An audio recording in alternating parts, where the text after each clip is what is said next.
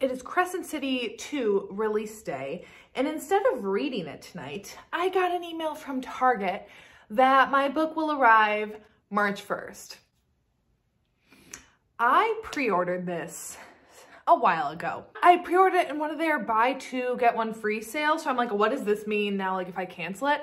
But I'm literally not waiting 2 whole weeks to read it. So I'm either gonna end up trying to run into Barnes & Noble and see if they have any, or literally gonna order it off of Amazon because I know it can be here in like 2 days. So I'm annoyed. I'm so annoyed. And I don't wanna be spoiled. So anyways, that's my gripe for the day, but we're not here for that. We're here for slow burn romance recs. Someone had requested this video again a while back, but I had my video schedule in place, so I didn't have time to like slot this in anywhere, but here we are. I got time. You hopefully got time. Let's chat some slow burn romances. I love a slow burn romance. I do not like insta love whatsoever. Really not a vibe with me, but I love a good slow burn. I love the tension. I love the build up. I love the pining that goes into it. Like, oh, you can't top a slow burner in my opinion, especially when it's done really well. So I have 7 slow burn recs, and normally I keep my recs to 5, but I just had too many that I wanted to talk about, even though I know I can make like multiple videos on this. But for the sake of this one, I chose 7. Let's jump in. Okay, I don't know if you can tell, I adjusted my camera height a bit, mostly because I felt like I was having to slouch a little bit too much with that. And I already slouch, and I don't need to slouch even more. So we're gonna start with what I think is one of the best slow burn romances I've ever read. And that is Birthday Girl by Penelope Douglas. This was my first ever slow burner, and it did the job so well. So this one is a little taboo. It's an age gap, boyfriends, dads romance between Jordan and Pike. So Jordan, I believe she's 19, and she's dating this dude Cole, and he sucks. That's all you need to know about him, except that he has a hot dad named Pike that we'll get into in a moment. But anyways, we're with shitty Cole, and she's dating him, and they've run into some money issues, some living situation issues, so they both end up moving in with his father, Pike. And Cole and Pike have never had a close relationship. Pike had him when he was very young, and his mother kind of like turned Cole against Pike a bit, so like they don't have a close dynamic whatsoever. There's also some forced proximity in here, obviously, because Jordan and Pike are under the same roof. And oh, is it so good. Pike is like a kind of broody-ish, but he's just like a hard-working kind of dude. He owns a construction company. He's like very hands-on in his work. Hot. Pike has a very hard work ethic, and so does Jordan, so that really like drives the two of them together, where Cole is just garbage. Obviously, there is the issue of Cole in here, so that plays into the slow burn a bit, but even then when Cole is like taken out of the equation, it still is just a slow burner. But not so slow where it's like, come on, like I'm getting sick of this. It's so slow where it's like just that tension is just perfect building up, and just you can just tell how instantly like attracted they kind of are to one another, but that they obviously know that like this can't happen, so they immediately like shut that all off. Oh, it's just so good. Penelope Douglas is just one of my all-time favorite authors. We know this. And let's get into one of Pen's other books, because pretty much anything from Penelope Douglas honestly is a slow burn. I have a single insta love one whatsoever. They all are a slow burner. They all take a while for the couples to even like kiss, which I love. I don't want them kissing by like chapter 3 and like hooking up by like chapter 6, because then what is there to look forward to? You know, we've already like gotten past some like firsts for them. Just love how they take their time building their stories and characters. And one where the tension was so like high, I was losing my mind, and that's Credence. So this one, definitely more on the taboo side. So if you are not into taboo romances, I would not suggest this one. I'd check out Birthday Girl then, because even though this is like taboo, like boyfriend's dad, it doesn't feel super taboo. This one's taboo, okay? It is. So this one follows Tiernan. She recently lost both of her parents, and she's 17, about to turn 18. She's like a couple months away, but she has no one, like no one around, no one to go to at all, until her step uncle that she like doesn't know whatsoever reaches out to her because he is now technically like her guardian, and he's like, hey, if you want to come live in Colorado with me and my 2 sons, so her 2 step cousins, you can come and live with us. But also if you don't want to, and if you want to stay, I think she lives in LA maybe, if you want to stay out there, no worries. Like, I'm not gonna force you to come live here. Like, I'm not trying to be your dad, okay? I'm literally just trying to like give you options here of what you want to do. And Tiernan is like a very sad person, and she's not happy in her life whatsoever, so she's kind of like, what the hell, let's go to Colorado. She meets her uncle Jake, step uncle Jake, and step cousins Noah and Caleb, who are both a few years older than her. And you know, in Colorado, the winter, they don't really have many places to go in the winter. They kind of, you know, you're kind of snowed in a little bit. Oh, it's so freaking good. She does end up exploring a relationship with all 3 of them, hence why it is a little taboo, and their step family, literally no blood relation whatsoever.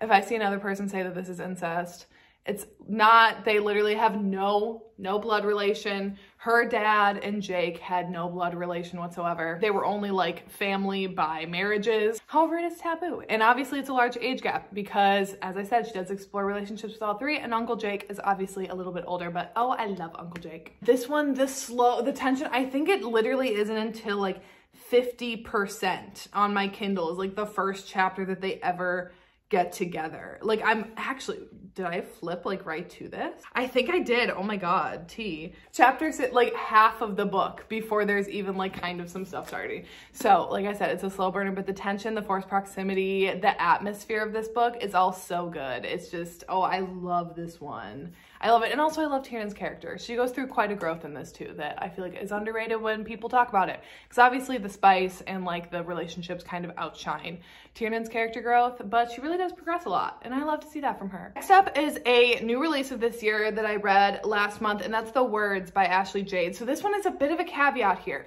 because at the beginning of this book, there is a chunk that takes place back in high school between our main characters, Phoenix and Lennon. And then there is a huge time, or not a huge time jump, a few years, maybe like 5-year time jump ahead. And so in this part where we're in high school, we do see them like kind of get together and act on their feelings, but something happens, and then in the time jump is where the big slow burn, tension, simmering angst comes into play. So is this a slow burn right from the beginning?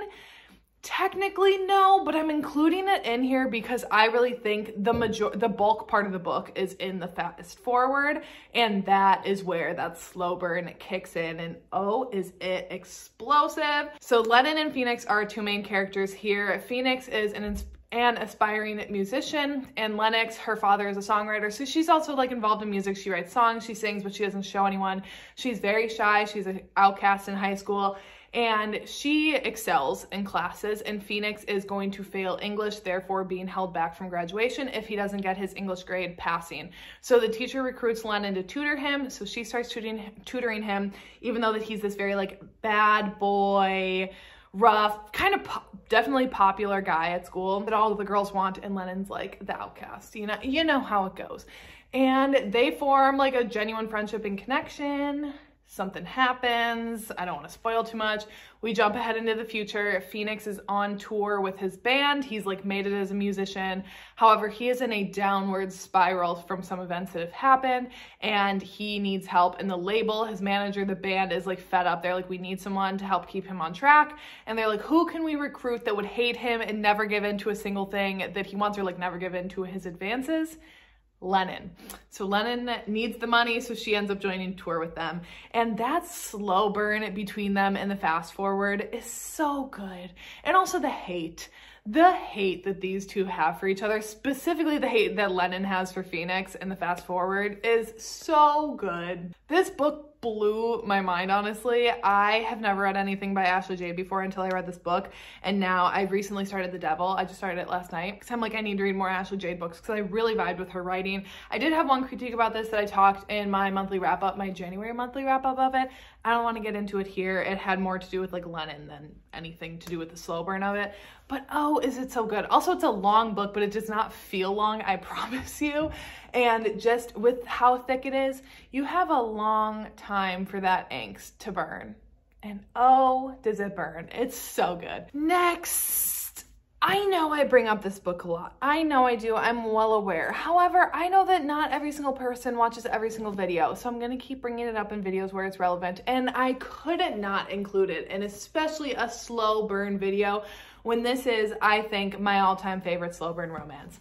And that is Sweet Dandelion by Macaulay Smeltzer. This is a student-teacher romance. Dani is a high school senior. However, she's a fifth-year senior because at her last school, there was a school shooting where Dani was shot and injured and her mother was shot and killed.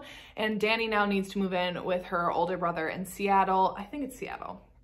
And she moves in with him and starts going to this new school. And at this new school, obviously, even though she's healed physically, she is not healed mentally whatsoever. So they carve out an hour every day for her to meet with her guidance counselor, Lachlan, to kind of help her work through some of her trauma.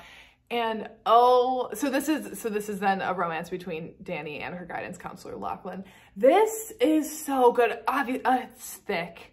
The slow burn is real. Again, I don't think like anything romantic happens between them until about the halfway point. Again, it's just so much tension and build up, and it's a very character driven story, which I love. And I think that definitely takes place well with a slow burn romance, is when obviously it's very like just hyper focused on the characters and their journey. It's so freaking good. Obviously there's an age gap. It's taboo. I love that. The journey that Dani goes on in this is amazing. But truly, like, the thing is that the slow burn in here is real. It's real. And oh, when it boils over, it's so good. Anyways, I talk about this book a lot, but that's just because it's one of my all-time favorites and I like talking about it. Okay, next up is another read. I read this at the end of last year and absolutely loved it, and that is Waking Olivia by Elizabeth O'Rourke. This is a coach-athlete romance following Olivia. She is a college cross-country runner and she's very talented. She was at a D1 school, very, very good at running. She has some issues there. She has some behavior issues and she is kicked out, and this D3 school ends up offering her a scholarship to come and race there. And when she gets there, her coach is like, I don't want any of your bullshit here. He is not very welcoming to her. He just doesn't want her coming on this team, causing problems for him, for the other girls, like anything. He's just not really interested in Olivia whatsoever. Well, interested in her as an athlete. But you know what he is interested in her as later on? A romantic partner.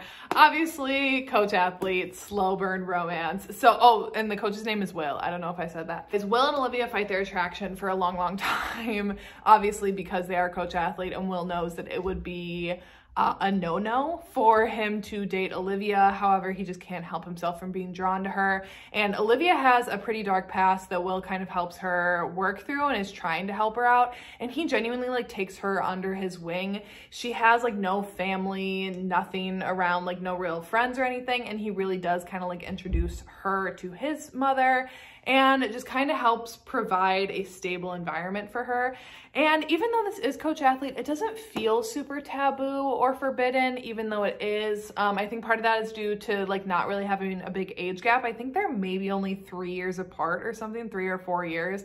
Like it's a very small age gap. And I just think that like this book isn't as focused on the taboo factor of being a coach athlete, and more just it happens to be that they're coach athlete. But the slow burn in here is great because they do really deny their feelings for one another and really push off having any sort of like physical relationship when it could put Will in jeopardy, but eventually they just can't help themselves. I just love coach athlete. Next is a very popular one on Book Talk, but I've never really talked about it, I think, except for in my like wrap up in my vacation reading vlog, and that is The Spanish Love Deception by Elena Armas. So this one is a coworkers, enemies to lovers, slow burner. So this one follows Lena and Aaron, and they are coworkers, but they have hated each other since the first day that they met. They really have, and they have just this banter between the two of them that I love the banter. I love the hate that goes back and forth between the two of them. Lena's sister is getting married and she needs a wedding date because her sister is getting married to the brother of her ex-fiance. I think, or ex-boyfriend. I can't quite remember how it's all related, but long story short, Lena can't show up to this wedding single, and then she tells her family that she's bringing her boyfriend with. So now she really can't show up single. So she's desperately looking for a date, and Aaron volunteers to be that date for her. It's a slow burn. And this was the one where the slow burn that I was like, if you guys don't get together, I'm actually going to lose my mind, because it took a long time. It took a long time. You had to be patient with this one, but it does pay off. It definitely pays off. However, it's just a very slow going time to get there. But again, I liked that because it really built up the tension between Lena and Aaron, that finally then when they did get together, I was like, oh. And also I just love coworkers. I love like workplace. I don't ever want to go back into the office unless if I have a coworker like Aaron that I can have a banter with and then romance with. And last but not least, Color Me Pretty by B. Celeste. So this is a father's best friend, taboo age gap romance between Della and Theo. So Della's dad, when we start, did he just recently die? I think Della's mother passed away when she was younger, so she's only ever had her dad, and then her dad was involved in a bit of a political scandal. Like Della was more of like a public figure because she was like a daughter of an important person. But then her father dies and she's just kind of left on her own and left reeling. And her father's best friend, Theo, often looks out for her and has kind of taken on like the role of being like a mentor-y type person to her, but also he knows that he is interested in Della, and Della also can't hide his crush on him. So he is careful. Theo's like very careful to not cross any boundaries with her until Della is like, I can't take it anymore. So definitely the slow burn is real with this one. It is taboo in the sense that it's a big age gap, and that Theo is her father's best friend, but her father obviously is not around anymore, so he's not really a factor in this. It's more like the guilt that each of them have of crossing that line and like betraying her dad, even though her dad isn't there. But just the slow burn of this one too. Oh my God. I was like, Theo, if you don't just go over there, I'm going to lose it. It was like the tension was built up so well. The chemistry between the characters was built up really well. With this one though, I will say just a caution. So Della is, she was a ballet dancer when she was younger, and now she's a lot more focused on art. But when she was younger and dancing and then being like a public figure, she did develop an eating disorder. And so she doesn't have that at the start of this book. Like she's not in a relapse of that. But if I'm remembering correctly, she does at some point in this book relapse, and it's definitely talked about like her struggles with eating disorders. So definitely just be careful of that if that's something that could be sensitive for you. This book definitely contains that content in here. But again, like with B. Celeste's book, I just love the emotional aspect of her characters, and I think that plays into the slow burn. That it's not just like sexual tension, it's also like that emotional connection tension, if that makes sense, between the two of them, that I love, and she just does so well. And also I feel like kind of an underrated B. Celeste book. I don't see that many people talk about this one, and I do really like it. My foot fell asleep again. My feet always fall asleep when I'm sitting on the floor here. So anyways, that is it for today. To be honest, I don't know what next week is either. I know I have it written down. I'm just too lazy to go and check. So if you have any videos you want to see from me, as always, leave them down below or DM me on Instagram or something. But anyways, that's it for today, and I will see you when I see ya.